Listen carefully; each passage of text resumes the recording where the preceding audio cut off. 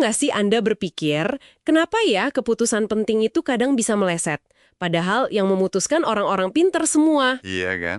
Ternyata, musuh terbesarnya mungkin bukan kurang informasi, tapi justru yaitu cara kerja pikiran kita sendiri.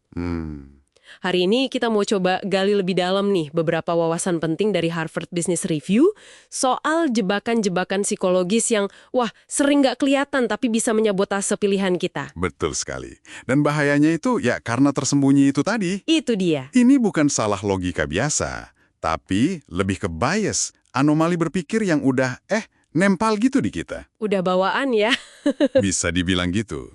Jadi, misi kita sekarang ini ya bantu Anda ngenalin beberapa jebakan utama dan yang paling penting gimana cara menghindarinya biar keputusannya lebih jernih. Oke, siap. Mari kita mulai deh.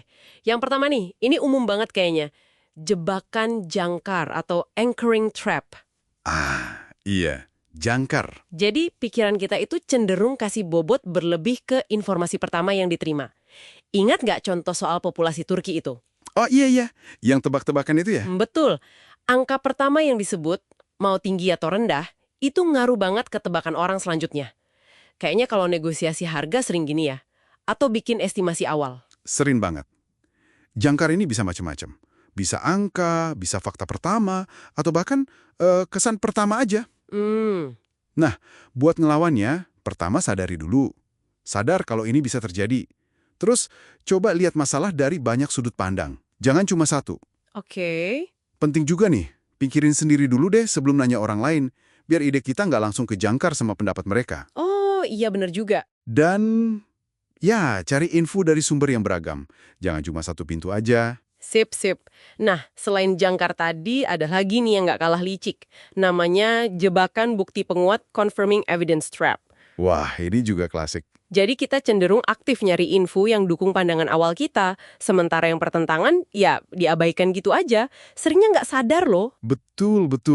Nggak sengaja. Contoh di HBR itu kan studi soal hukuman mati. Yang pro dan kontra dikasih studi yang sama, malah makin yakin sama posisinya masing-masing. Iya, karena mereka fokus ke bagian yang nguatin pendapatnya aja. Nah, itu dia. Seberapa sering ya kita tanpa sadar gini pas lagi riset online atau evaluasi proposal gitu. Ini manusiawi banget sih. Makanya kuncinya itu disiplin. Periksa semua bukti. Mau dukung atau enggak, lihat dengan kacamata kritis yang sama. Disiplin ya kuncinya. Iya, ada teknik bagus juga. Coba minta seseorang jadi advokat setan. Advokat setan? Gimana tuh? Jadi, orang yang sengaja ditugasin nyari kelemahan argumen kita.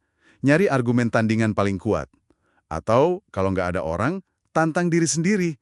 Coba bangun argumen terkuat melawan posisi kita. Wah, itu butuh mental baja ya. Iya, tapi efektif. Dan yang penting juga, jujur sama motivasi diri. Kita ini nyari kebenaran atau cuma nyari pembenaran aja? Pertanyaan bagus tuh. Oke, lanjut ya. Jebakan berikutnya. Jebakan pembingkaian, framing trap. Nah, ini juga pengaruhnya luar biasa. Cara sebuah masalah atau pilihan disajikan, dibingkai gitu ya, itu bisa drastis mengubah keputusan kita, padahal isinya sama aja. Persis.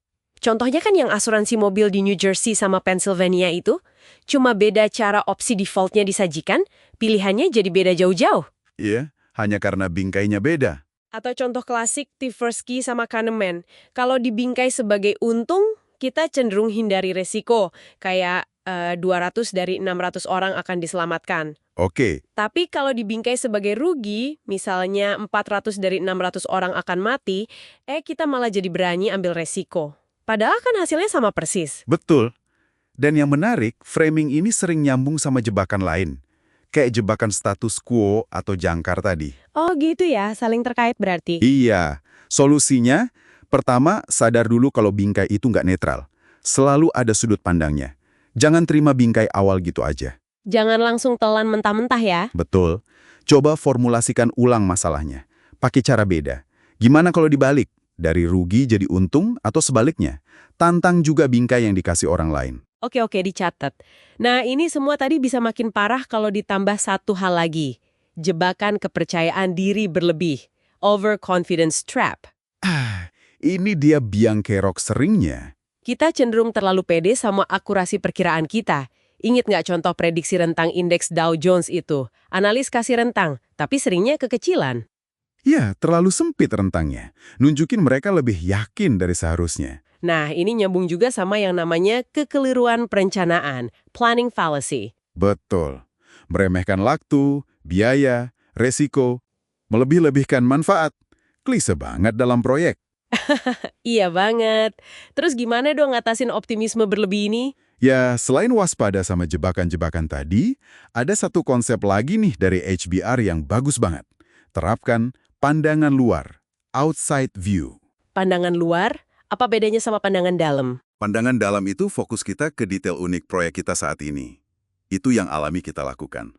Nah, pandangan luar itu maksa kita ngelihat ke kelas referensi yang lebih luas. Maksudnya? Jadi, lihat proyek-proyek sejenis yang udah pernah ada di masa lalu. Gimana hasil mereka, rata-rata biaya dan waktunya berapa, bandingkan sama proyek kita. Jadi semacam reality check gitu ya, melihat data historis. Tepat sekali, memberikan perspektif yang lebih objektif buat ngimbangin optimisme kita yang kadang berlebihan. Oke, jadi kalau dirangkum nih ya, pikiran kita ini penuh jalan pintas yang kadang bisa menyesatkan. Betul. Mulai dari jangkar info pertama, terus nyari bukti yang cocok aja, cara masalah dibingkai, sampai rasa pede yang mungkin nggak berdasar. Iya. Jadi mengenali pola-pola ini dalam diri kita itu langkah pertama yang krusial banget ya? Sangat krusial. Tapi, kenal aja nggak cukup. Oh oke. Terus? Perlu bangun disiplin. Bikin proses dalam pengambilan keputusan. Jangan cuma ngandelin niat baik. Disiplin dan proses. Iya. Pakai teknik-teknik tadi. Cari perspektif lain, tantang asumsi, bingkai ulang masalah.